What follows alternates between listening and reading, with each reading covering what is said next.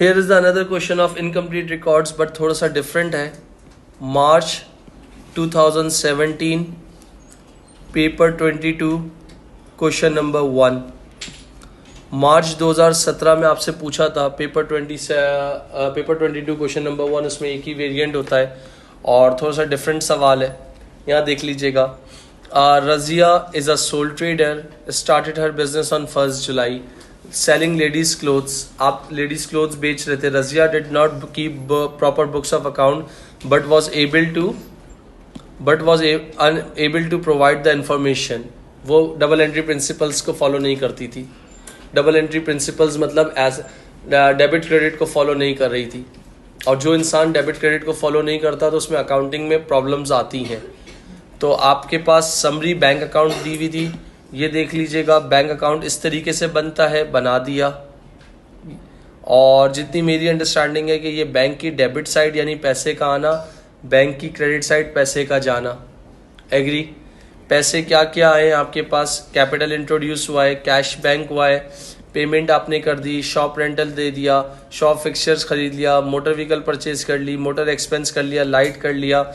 और इसके बाद ये अकाउंट ऑलरेडी बैलेंस है और बैलेंस हो रहा है तो बैलेंस सी डी यहाँ पर आ रहा है.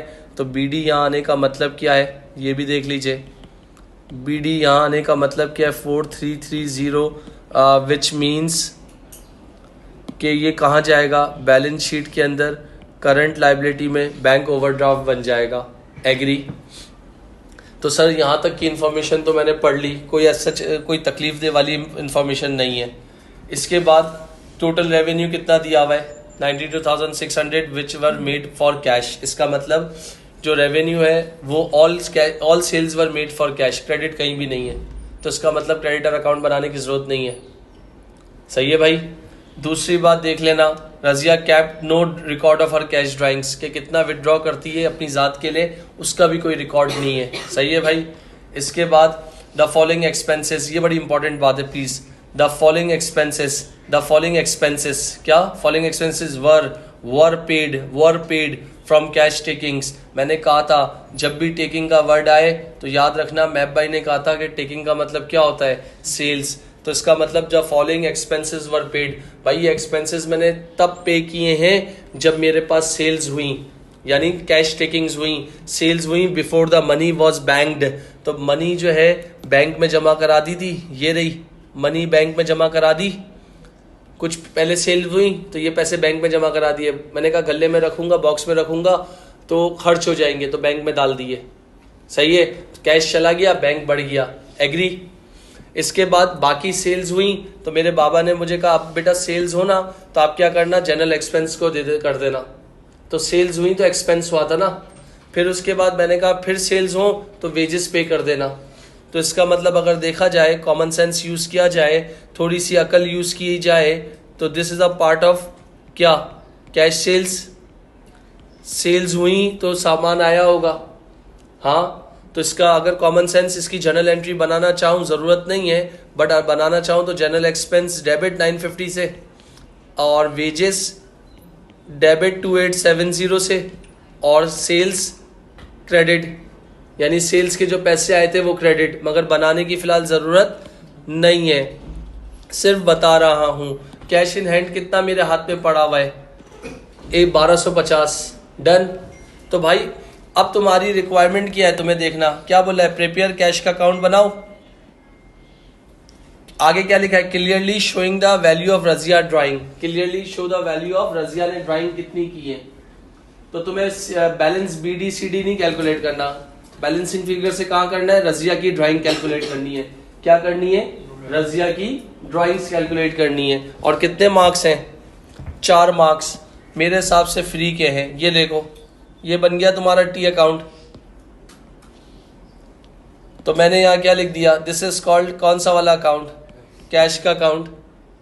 कैश के अकाउंट की अगर बात करता हूं तो इस पूरी जगह को देखो. कहीं कैश का ओपनिंग है, कहीं कैश का ओपनिंग है या डेबिट या क्रेडिट कहीं ओपनिंग है. पूरी सवाल में जितना ये लिखा है ना, इधर जाके देखो कहीं कैश का ओपनिंग है. मुझे तो नहीं दिख रहा. नहीं है इधर कहीं. नहीं है, नहीं है, नहीं है, नहीं है, नहीं है, नहीं है, नहीं है. मुझे तो कहीं नहीं दिखा. कैश का ओपनिंग मुझे तो कहीं नहीं दिखा, तो इसका मतलब छोड़ दो। सवाल में नजर घुमाओ, सब लोग मिलके नजर घुमाओ, कहीं कोई पैसे आ रहे हैं जरा ऑब्जर्व करो, कहीं तुम्हारे पास पैसे आ रहे हैं ऑब्जर्व करो, किसी एंट्री से कोई पैसे आ रहे हैं? कैश सेल्स, ये देखो कैश सेल्स कहां से पढ़ा तुमने? कैश सेल्स मेरे ख्याल से point number 1, total revenue for the year 92,600, all sales were made for cash. Cash debit sales credit, cash debit sales credit, तो इसका मतलब रोकड़ा आया मेरे पास, कैश आया, किधर से आया? सेल्स से आया, तो सेल्स लिख दिया 92,600। क्लियर भाई? फिर इसके बाद सेल्स हुई थी, एंट्री क्या बनाई होगी? कैश डेबिट सेल्स क्रेडिट, तो के सेल्स हुई होंगी, ये लिखा point number 3, the following expenses were paid from cash takings. Sales हुई, पहले एंट्री बना दी होगी कैश डेबिट सेल्स क्रेडिट, यानी 950 की एक सेल हुई और 2870 की सेल्स हुई, तो एंट्री बनी होगी कैश डेबिट सेल्स क्रेडिट। मगर ये जो पैसे जो थे कहां गए? ये पैसे कहां खर्च हो गए? वेजेस में खर्च हो गए, तो एंट्री क्या बनी होगी? Wages debit, general expense debit, cash credit, assistant wages debit और कैश क्रेडिट, यही बनी होगी ना भाई। अगर मैं बात कर रहा हूं कि all the following expenses were paid from cash takings, ये दोनों एक्सपेंसेस कहां से पे किए हैं? कैश टेकिंग से पे किए हैं, तो सब सेल्स हुई होंगी before the money was bank. ऊपर जाके देखो, एक पैसे तुम लोगों ने बैंक में जमा करवाए थे, कितने करवाए थे? जब तुम्हारी सेल्स हुई थी, तवज्जो देना जितने भी बच्चे हैं, ये देखो जब सेल्स हुई होंगी तो ये एंट्री बनाई होगी, कितनी? 78,730, 78,730, एग्री? 78,780, ओके सॉरी, सही है भाई, ये बनाई होगी। मगर ये पैसे मेरे अब्बा ने बोला बेटा इसको घर में मत रखना, खर्च हो जाएंगे, तो कहां डाल देना? तो मैंने कहा bank 78,780 debit, cash credit 78,780, agree? पक्का? ये पैसे उठ के कहां चले गए? कैश क्रेडिट हो रहा था, देखना तवज्जो देना, कहां चला गया? किसके अंदर घुस गया? बैंक अकाउंट में घुस गया, तो इसका मतलब कैश क्या हुआ? मेरे पास से चला गया है। और अब यहां पर क्या होगा? कैश निकल गया, तो मैंने शो करके दिखाया कि भाई ये कैश मेरे पास से चला गया है, कहां चला गया है? बैंक में चला गया है, तो कितना चला गया है? 78,780, जिसका इम्पैक्ट ये देखो ये रहा, जिसका इम्पैक्ट ये रहा डबल एंट्री के हिसाब से। क्लियर? एक वैल्यू मिल गई। फिर इसके बाद तवज्जो देना, सेल्स हुई तो हमने वेजेस पे की, सेल्स हुई तो जनरल एक्सपेंस हुआ, तो this is a part of cash sales ना। अगर सेल्स नहीं होती तो ये दोनों खर्चे कर सकते थे? जब सेल्स नहीं होती तो तुम्हारे पास पैसे होते, तो सेल्स हुई तो तुमने ये खर्चे किए ना, तो इसका मतलब यहां से तुम्हारा क्या चला गया? कैश चला गया। किसकी वजह से गया है? जनरल एक्सपेंस की वजह से गया है। कितना गया है? 950। तुम्हारे पास से कैश चला गया, किसकी वजह से गया है? वेजेस की वजह से 2870। फिर उसके बाद पॉइंट नंबर 4 में तुम्हारे पास लिखा हुआ है बैलेंस कैरिड डाउन, जो हमेशा निकालना होता है, मगर दिया हुआ है कितना? 1250। तो सर ये एग्जामिनर चाहता क्या है? तो हम लोगों से क्यों इतना परेशान करता है, क्यों हमारे इमोशंस के साथ खेलता है? तो इसका मतलब कौन सी साइड दिखने में तुम्हें हैवी लग रही है? कौन सी साइड तुम्हें दिखने में हैवी लग रही है? डेबिट। कैसे पता चला तुम्हें? उन्होंने तुमसे क्या मांगा था? ड्राइंग्स मांगी थी, तो ड्राइंग्स कैसे आएंगी? बैलेंसिंग फिगर से आएंगी। तो सर ये वाली साइड मेरी क्या है? हैवी है। 92,600 लिख दिया खामोशी से। 92,600 में से 78,780 माइनस करो, 950 माइनस करो, 2870 माइनस करो, 1250 माइनस करो, तो बैलेंसिंग फिगर से क्या आ जाएगा? 8750। तो वो तुम्हारी क्या आएगी? 8750। तो तुम्हारा फाइनल आंसर क्या आ गया? This is called drawings. तुम्हें इस अकाउंट से ये निकालना था, कैश अकाउंट से। दोनों साइड्स तुम्हारी इक्वल हो गई। 92,600 ये तुम्हारा क्लोजिंग था, तो जाहिर सी बात है नेक्स्ट मंथ या नेक्स्ट ईयर क्या बन जाएगा? ओपनिंग बन जाएगा। कितना हो जाएगा? 1250। ये 4 मार्क का भाई पार्ट था, देख लीजिए जरा, नजर घुमा लीजिए। जी लो बाबा बाजी, क्लियर? हुजैफा भाई, अरबाब, उस्मान बाजी, बुशरा बेटा, निकाल चुके थे। आर्मीन, यमुना, वानिया, दे दे पेपर। ऊपर के 10,000 रुपये मैं दे रहा हूँ, ले लेना मुझसे। पूरी सीआई की रजिस्ट्रेशन दे रहा हूँ, सोच ले, मर्जी है भाई। जिस शख्स को अपने आप पे भरोसा ही ना हो तो फिर फायदा क्या। और जिंदगी तो रिस्क का नाम है, मगर हो जाएगा, कोई मसला नहीं है। चलो इधर देखो, अब आओ जरा मैजिक थोड़ा सा। अब ये चीज तुम सबने नहीं पढ़ी ओ लेवल्स में, और साइंस वाले ने तो वैसे नहीं पढ़ी, मगर अल्हम्दुलिल्लाह मैंने तुम्हें रेशियोज पढ़ा दिए हैं। अब सिर्फ तवज्जो वाला गेम है, सिर्फ माइंड गेम वाला गेम है। अगर थोड़ी सी अकल है, कॉपी मत करना, इधर देख लेना भाई प्लीज। जितने बच्चों नहीं समझ में आए, बार एक नहीं 1000 बार रिपीट कर दूंगा, यहां देख लेना। All sales made a gross margin of 40%। Clear है पॉइंट? यानी GP over sales into 100, margin दिया हुआ है। Margin is always apply on sales. Done? ज़ारा clear? Second point, Razia baji had taken goods. Razia बाजी ने अपनी जात के लिए गुड्स निकाल लिए, तो drawings debit, purchases credit. Agree? Razia baji, मुझे यहां देखिएगा please. Inventory at 30 June 2016 had been counted, कितना आया? And was valued at cost price 31,900।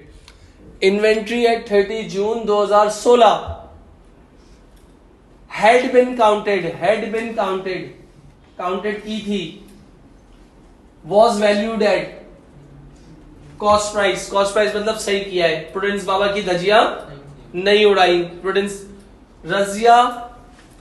Razia baji was aware that some goods had been stolen during the year. Razia baji को पता है कि उसी ड्यूरिंग द ईयर मतलब इसी साल कुछ गुड्स चोरी हो गए हैं, और कितने हुए उसको ये नहीं पता। फिर इसका बाद मतलब रजिया बाजी लोगों से कितने पैसे रजिया बाजी को देने हैं। Agree? Done? Sir calculate the value of inventory stolen during the year 30 June 2016 at cost price. कितनी वैल्यू ऑफ इन्वेंट्री चोरी हुई है वो निकालना है। तो इसका मतलब एक्चुअल इन्वेंट्री तो रजिया को पता ही नहीं था थी कितनी है। पता था रजिया को? नहीं था ना, तो वो फाइंड करना है, और बहुत आराम से करना है। कैसे करना है? कल भी करवाया था अजीज भाई के नाम से। सर इसमें बहुत सारे तरीके हैं, अगर आपको जिस तरीके से जाना है उससे जा सकते हैं। मैंने कहा सबसे पहले 92,600 मेरी सेल्स है, और ये पॉइंट क्या लिखा है? 40%, यानी सेल्स का 40% ग्रॉस प्रॉफिट होगा। एग्री? तो निकाल लो 92,600 इज माई सेल्स, उसका 40% क्या होगा? क्या आएगा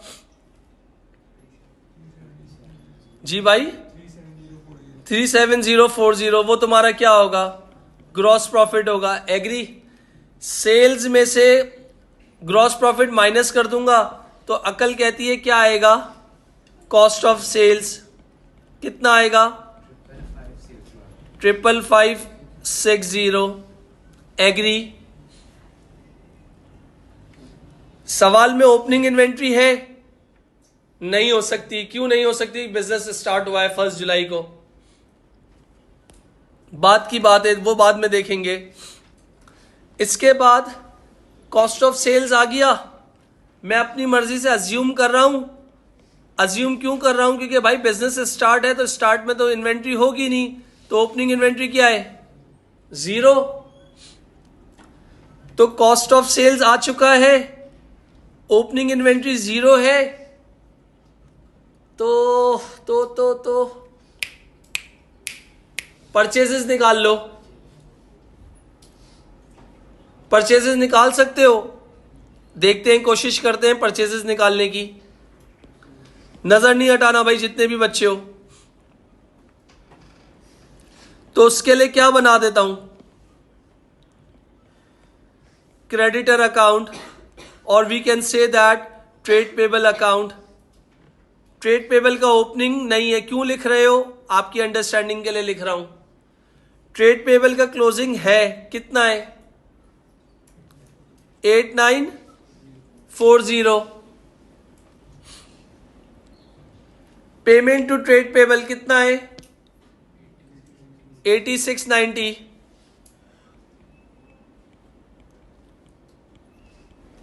परचेज रिटर्न वगैरह डिस्काउंट वगैरह कुछ नहीं है. कौन सी साइड हैवी लग रही है? कौन सी साइड हैवी लग रही है? डेबिट का टोटल कर दो प्लीज. डेबिट का टोटल कर दो प्लीज. कितना बेटा? 89630. सही बताना. इधर कुछ नहीं है तो यहीं क्या आ जाएगा? 89630. परचेजेस आ गई. एग्री? तो यहां लिख दूं परचेजेस कितनी हो गई?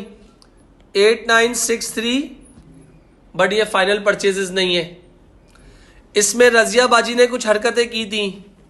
रजिया बाजी ने क्या की थी? ड्राइंग्स की थी. कितनी ड्राइंग्स की थी बता सकते हो? कहां लिखा हुआ था? रजिया बाजी ने कुछ ड्राइंग्स की थी और मेरे ख्याल से कहीं कुछ लिखा हुआ था. कितनी की है? 640 की है. तो 89630 में से 640 निकाल दो तो परचेजेस की क्या वैल्यू आ जाएगी? परचेजेस की क्या वैल्यू आ जाएगी? 88. कुछ अजीब सा बता रहे हो आप लोग.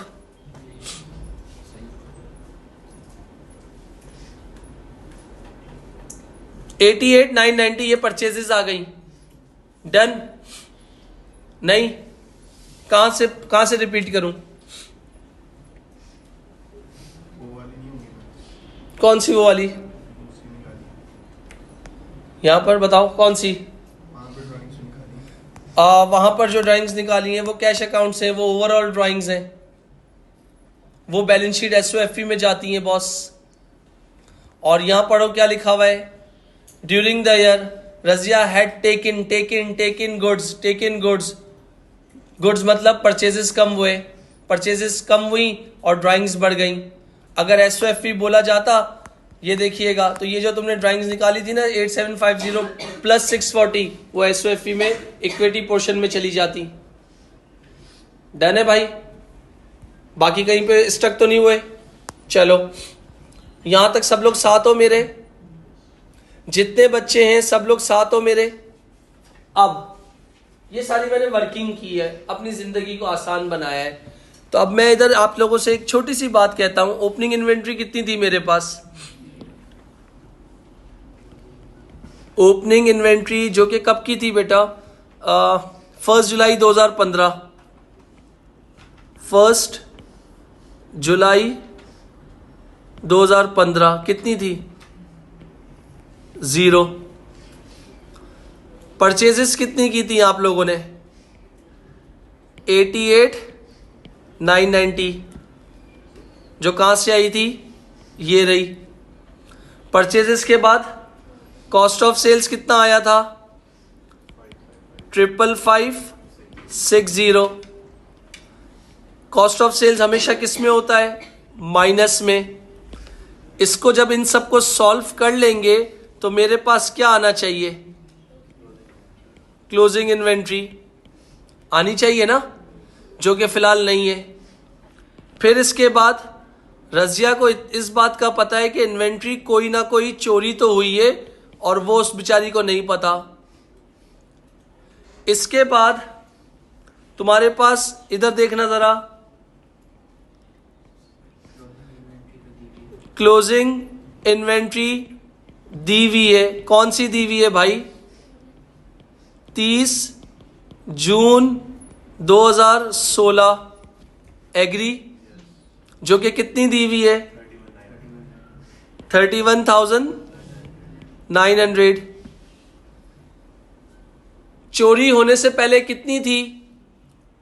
चोरी होने से पहले इन सबको जरा सॉल्व करो, कितना हो गया 0 + 88,990 माइनस 55,560 कितना हो गया?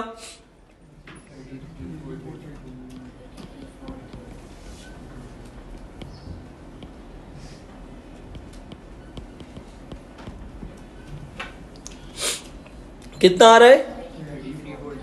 33,430। तो ये तुम्हारी क्या थी? बिफोर स्टोलन, चोरी होने से पहले ये होनी चाहिए थी, मगर रजिया के पास पड़ी कितनी है? रजिया के पास पड़ी कितनी है? तो बाकी इन्वेंट्री कहां गई भाई? जमीन खा गई, आसमान खा गया, कहां गई भाई? सामान कहां गया मेरा? तो इन दोनों का जरा डिफरेंस निकालो, कितना होगा? इन दोनों का डिफरेंस निकाल लो, कितना होगा? तो इसका मतलब ये माल तुम्हारा चोरी हुआ है।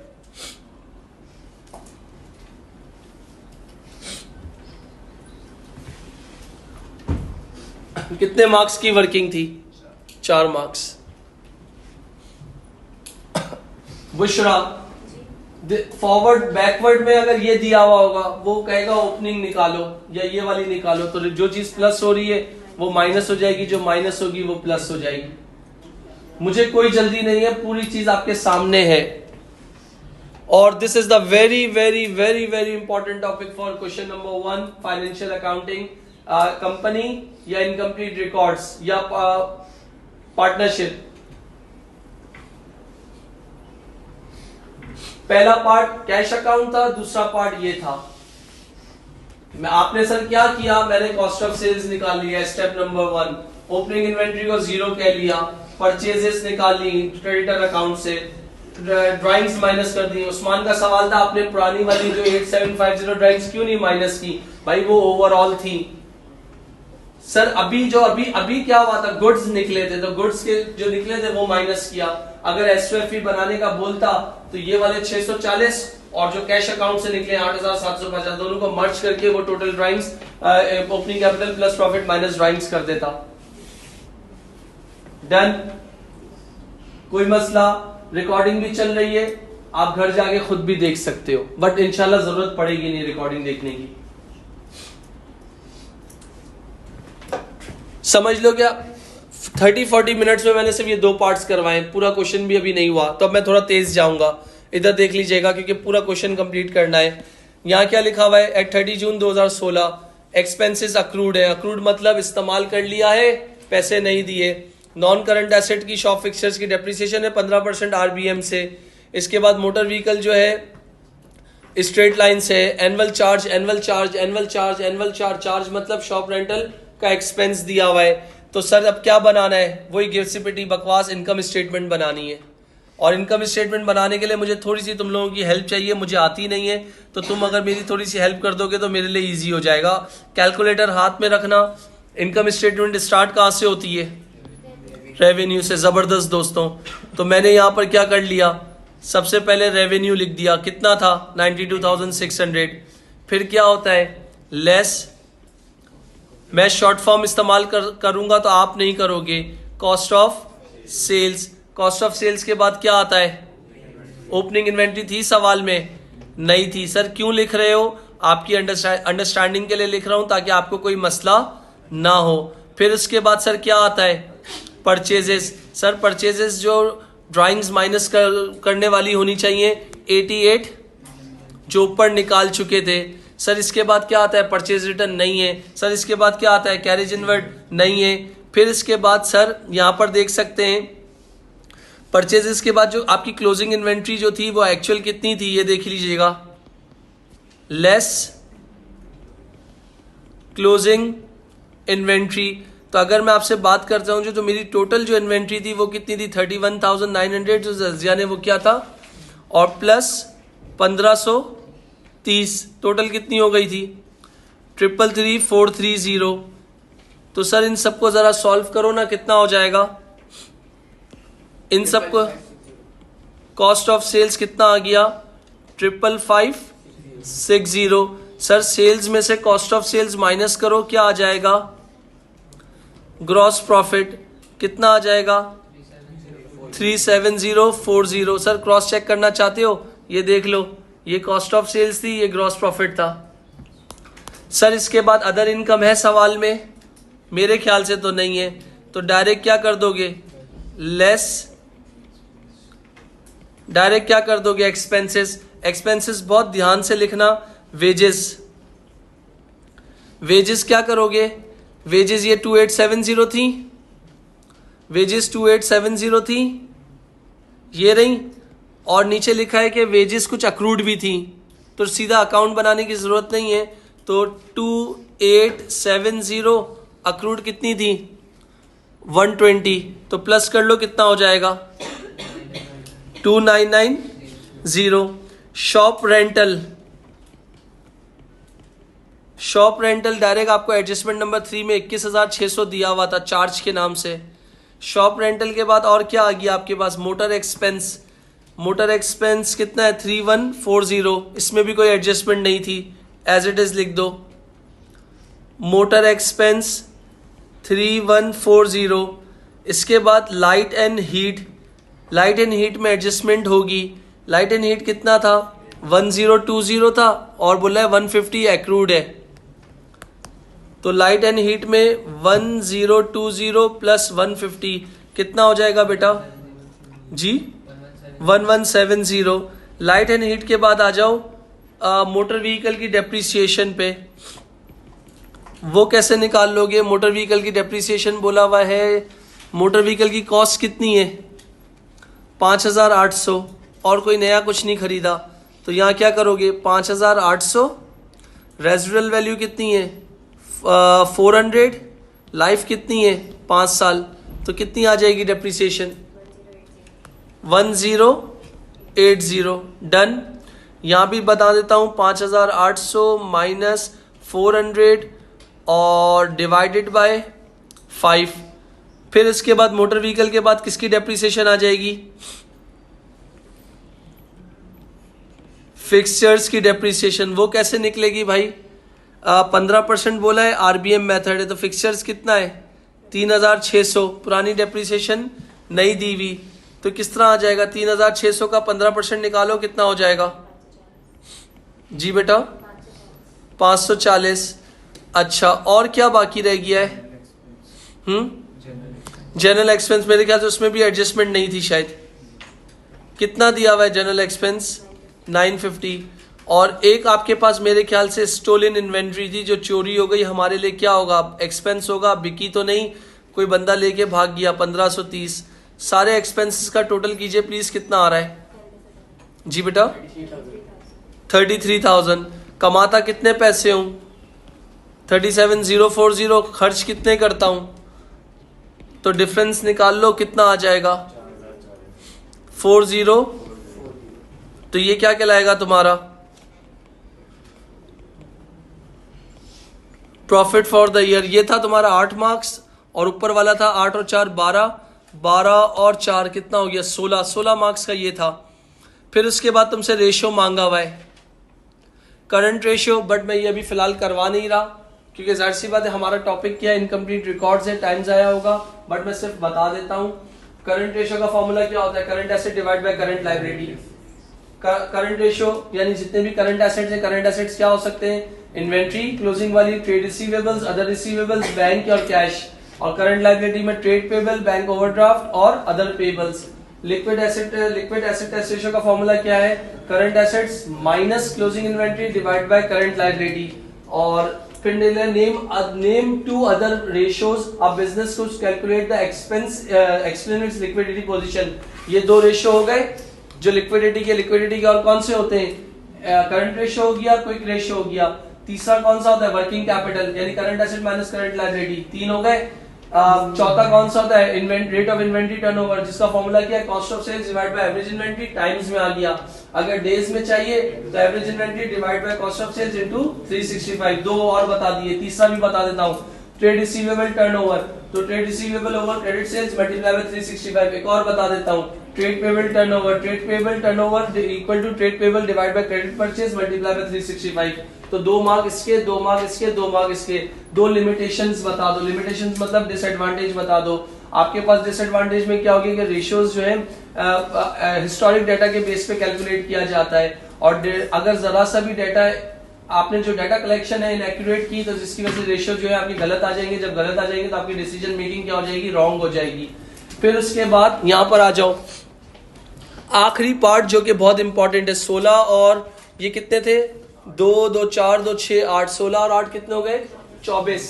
24 के बाद क्या हो गया, आखिरी 6 मार्क्स का क्या है, थ्योरी, जो मेरे लिए बहुत इंपॉर्टेंट है। एएस के पेपर के अंदर 34 से लेकर 40 मार्क्स की थ्योरी है 90 मार्क्स के अंदर। सर अब ये 6 मार्क्स आपको किसी बुक में नहीं लिखेंगे मिलेंगे, और आप पाकिस्तानी क्या करते हो, हर चीज को वेयर, विच, व्हेन, बिटवीन से सेंटेंस को खींचने की कोशिश करते हो। ये काम मत करना, पॉइंट टू पॉइंट रखना।